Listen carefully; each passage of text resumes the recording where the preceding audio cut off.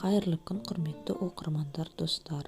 Алдымен лайк басып, каналыма тіркеліп, қоңыраушаны басып қойыңыздар. Балаларыңызға мектепке, тіс не беріп жіберіңізді білмей жүрсіздер ме? Онда осындай бургер жасап, сөмкесіне салып, тіс беріп жіберіңіздер. Ол үшін бізге 1,5 сантиметрден аспайтын котлет жасау керек. Мен котлет дәмді өте сочный етіп өткен видеомда жасағам, каналыма кіріп, сол жақтан көре аласыздар. Және де осылай панировочный сухарикқа аунатып, жарып аламыз, қуырып. Және бізге ол бургерді дайындау үшін бургерге арналған нанымызды сатып алдық. Любой супермаркетте салат, және ортасынан осылай бөліп, сырны соус жағып шығамыз. Сыр алсаңыздар, онда майонез жағуға болады.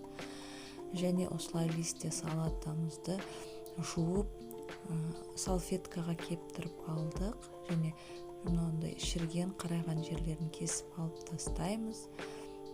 Және осылай нанның бетіне қоямыз, содан кейін помидор қоямыз, содан кейін огурцы қойып, котлетімізді қойып, бургеріміз дайын. Ас болсын. Келесі видеода кездескенше.